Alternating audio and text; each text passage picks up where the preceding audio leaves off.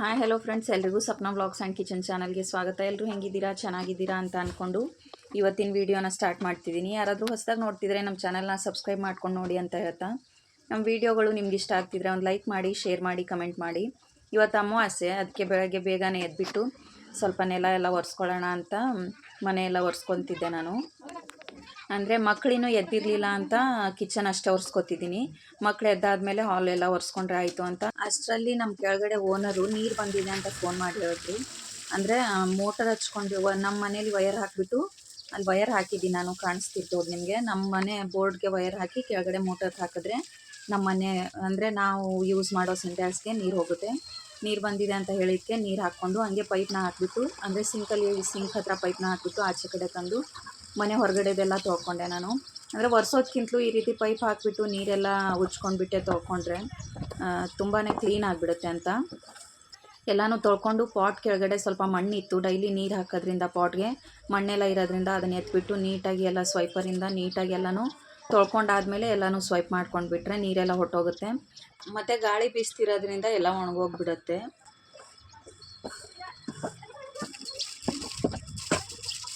ನೋಡ್ಬೋದು, fresh up ಎಲ್ಲ ಆಗಿಬಿಟ್ಟು ಬಂದೆ ನಾನು. ಇವಾಗ ಪೂಜೆ ಮಾಡೋಣ ಅಂತ ದೇವ್ರ ಹತ್ರ ಒಂದು ಕುಂಭನ ತುಂಬಿಡ್ತೀನಿ ನಾನು. ನೀರಿದೆ ಅದನ್ನು ನೀರು ತೆಗೆದು ಸ್ವಲ್ಪ ತೊಳೆದು ಬೇರೆ ನೀರು ಹಾಕೋಣ ಅಂತ. ಇದರಲ್ಲಿರೋ ನೀರನ್ನು ತುಳಸಿ ಗಿಡಕ್ಕೆ ಮತ್ತು ಆಚೆ ಹೂವಿನ ಗಿಡಕ್ಕೆ ಹಾಕ್ಬಿಡ್ತೀನಿ. ಇಟ್ಟು ನೀರು ಆಚೆ ಕಡೆ ಹಾಕ್ತೀನಿ. ನೋಡ್ಬೋದು, ಗಿಡಕ್ಕೆ ನೀರು ಹಾಕ್ಬಿಟ್ಟು ಬಂದೆ ನಾನು. ಇದರಲ್ಲಿ ಒಂದು 5 ಕಾಯಿನು ಮತ್ತು ಒಂದೆರಡು ಅಡಿಕೆನ ಹಾಕಿರ್ತೀನಿ ನಾನು. ಅಡಿಕೆ ಇಲ್ಲ, ಏನಂತಾರೆ ಇದು, ಬಾದಾಮ್ ಅನಿಸುತ್ತೆ, ಅಷ್ಟೊಂದು ಗೊತ್ತಿಲ್ಲ ನನಗೆ. ಇದು ಮತ್ತು ಒಂದು 5 ಕಾಯಿನು, 1 ರೂಪಾಯಿದು 5 ಕಾಯಿನು ಹಾಕ್ಬಿಟ್ಟು ನೀರು ತುಂಬಿಸ್ಬಿಟ್ಟಿರ್ತೀನಿ.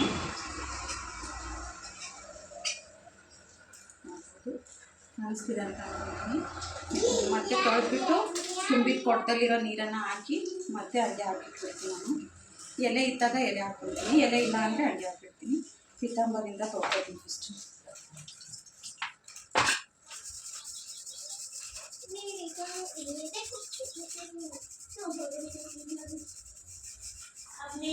ನನ್ನ ಮಕ್ಕಳಿಬ್ರು ರೆಡಿ ಆಗಿದ್ದಾರೆ.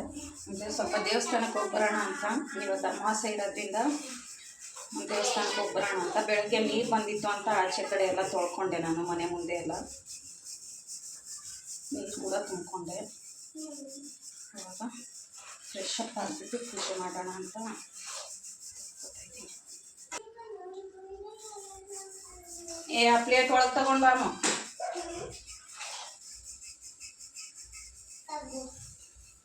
ಅಲ್ಲಿ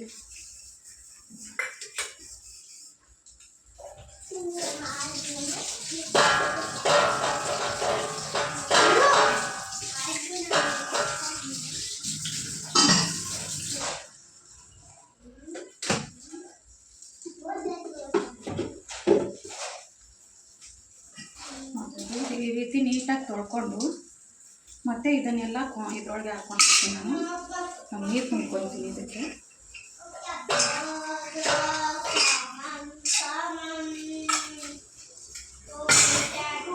ನೋಡ್ಬೋದು, ನೀರು ತುಂಬಿಸ್ಕೊಂಡಿದ್ದೀನಿ. ಇವಾಗ ದೇವ್ರ ಹತ್ರ ಇಡೋಣ. ನೀರೆಲ್ಲ ತುಂಬಿಸ್ಕೊಂಡಾದ್ಮೇಲೆ ಇದಕ್ಕೆ ಅರಿಶಿನ ಮತ್ತು ಕುಂಕುಮನ ಇಟ್ಕೊತೀನಿ ನಾನು. ಫಸ್ಟು ಕಾಯಿನ ಇಟ್ಕೊಂಡ್ಬಿಡೋಣ. ನೋಡ್ಬೋದು, ಇದಕ್ಕೆ ಅರಿಶಿನ ಕುಂಕುಮ ಇಟ್ಕೊಂಡು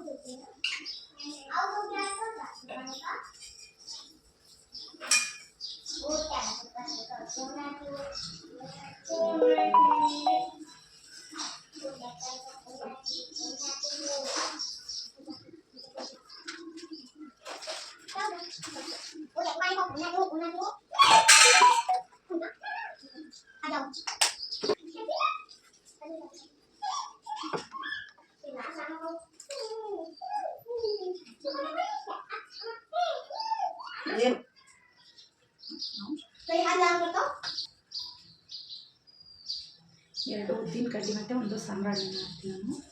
ಒಂದು ತುಳಸಿ ಗಿಡಕ್ಕೆ ಹಚ್ಕೊಳ್ತೀನಿ.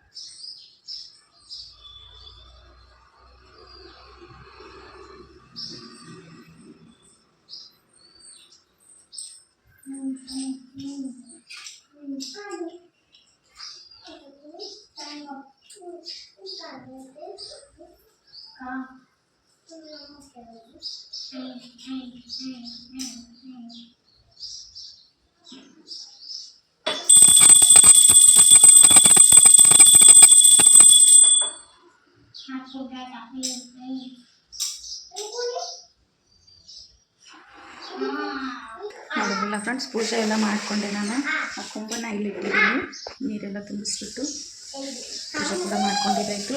ಆಚೆ ಕಡೆ ತುಳಸಿಗೂ ಕೂಡ ಪೂಜೆ ಮಾಡಿಕೊಂಡೆ. ಹಾಕೋದು ತುಳಸಿ ಗಿಡಕ್ಕೂ ಕೂಡ ಉಪ್ಪಿನ ಕಡ್ಡಿ ಎಲ್ಲ ಹಚ್ಚಿಬಿಟ್ಟು ಪೂಜೆ ಮಾಡ್ಕೊಂಡಿದ್ದೀನಿ.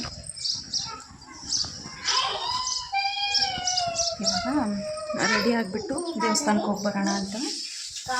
ಇವತ್ತು ಸ್ವಲ್ಪ ಬಿಸಿಲು ಬಿದ್ದಿದೆ ಆಚೆ ಕಡೆ. ಇವಾಗ ಬೇಗ ರೆಡಿ ಆಗಿಬಿಟ್ಟು ದೇವಸ್ಥಾನಕ್ಕೆ ಹೋಗಿ ಬರ್ತೀವಿ. ನೋಡ್ಬೋದು ಫ್ರೆಂಡ್ಸ್, ಮನೆಯೆಲ್ಲ ಒರೆಸ್ಕೊಂಡು ಕ್ಲೀನಾಗಿ ಇಟ್ಕೊಂಡು ಪೂಜೆ ಕೂಡ ಮಾಡ್ಕೊಂಡಿದ್ದಾಯಿತು. ಈ ಕಡೆ ಪಾತ್ರೆ ಎಲ್ಲ ತೊಳ್ಕೊಂಡೆ ಎಲ್ಲ ನೀಟಾಗಿ ಇಟ್ಕೊಂಡಿದ್ದೀನಿ.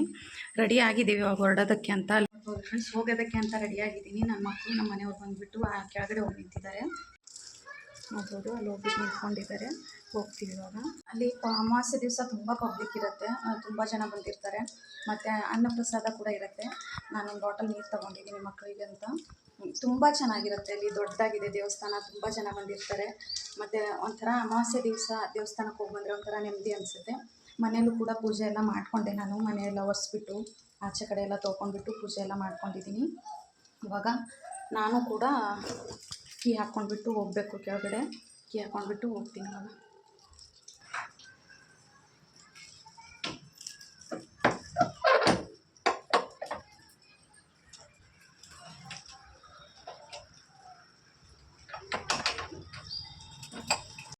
ಹೋಗ್ತೀನಿ ನಾನು ಕೆಳಗಡೆ.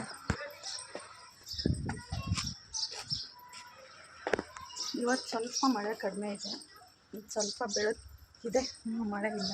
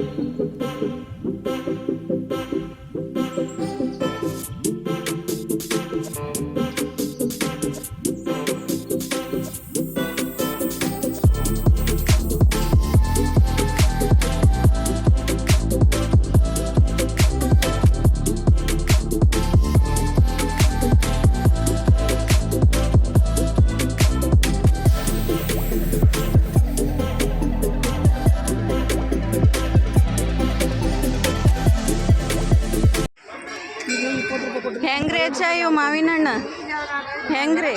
30 ರೂಪಾಯಿ ಬಂದ್ರೆ 50 ರೂಪಾಯಿ. ಏನು ಪಪ್ಪಾಯ ಆಗತ್ಲೆ ಅದಾವಲ್ರಿ? ಆದ್ರ ಸ್ವಲ್ಪ ದೊಡ್ಡ ಇಲ್ರಿ, ರುಚಿ ಪಪ್ಪಾಯ ಆಗತ್ಲೇನೆ ಇದ್ರೆ ಏನ್ ಮಾಡೋದ್ರಿ?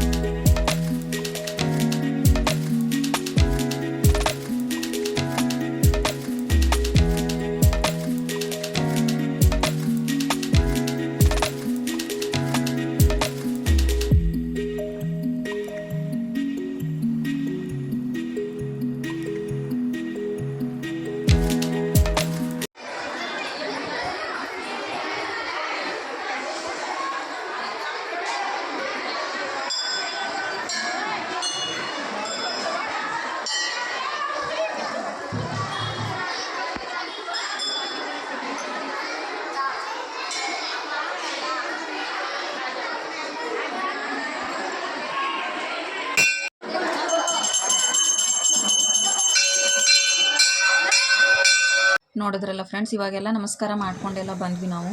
ನಮಸ್ಕಾರ ಎಲ್ಲ ಮಾಡಿದ್ದಾದಮೇಲೆ ಪ್ರಸಾದ ತೊಗೊಂಡು ಅಲ್ಲೇ ಸೈಡಿಗೆ ಪ್ಲೇಸ್ ಇದೆ, ತುಂಬಾ ಪ್ಲೇಸ್ ಇಲ್ಲಿದೆ ಕೂತ್ಕೊಂಡೆಲ್ಲ ತಿನ್ನೋದಕ್ಕೆ.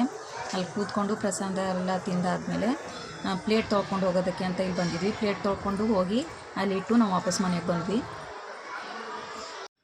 ನೋಡ್ಬೋದು ಫ್ರೆಂಡ್ಸ್, ಇವಾಗಷ್ಟೇ ಬಂದ್ವಿ ಮನೆಗೆ. ಪೂಜೆ ಎಲ್ಲ ಮಾಡಿಕೊಂಡು ಅಲ್ಲಿ ಸ್ವಲ್ಪ ಪ್ರಸಾದ ತಿಂದ್ಕೊಂಡು ಬಂದ್ವಿ. ಮಗಳು ಬಂದ ತಕ್ಷಣ ಆಟ ಆಡೋದು ಹಂಗಿದ್ದಾಳೆ ನೋಡ್ಬೋದು. ಆಟ ಆಡ್ತಿದ್ದಾಳೆ ಅವಳು.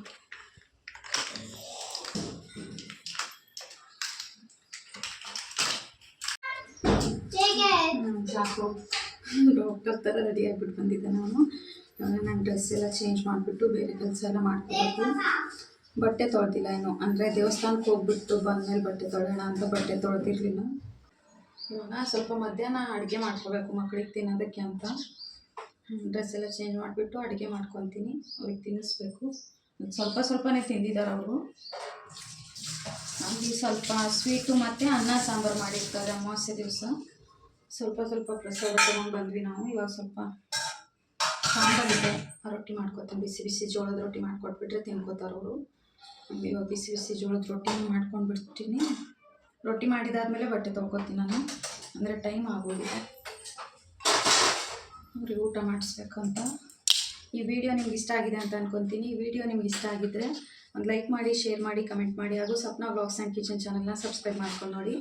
ಯಾರಾದರೂ ಹೊಸದಾಗಿ ನೋಡ್ತಿದ್ರೆ ನಮ್ಮ ಚಾನಲ್ನ ಸಬ್ಸ್ಕ್ರೈಬ್ ಮಾಡ್ಕೊಂಡು ನೋಡಿ.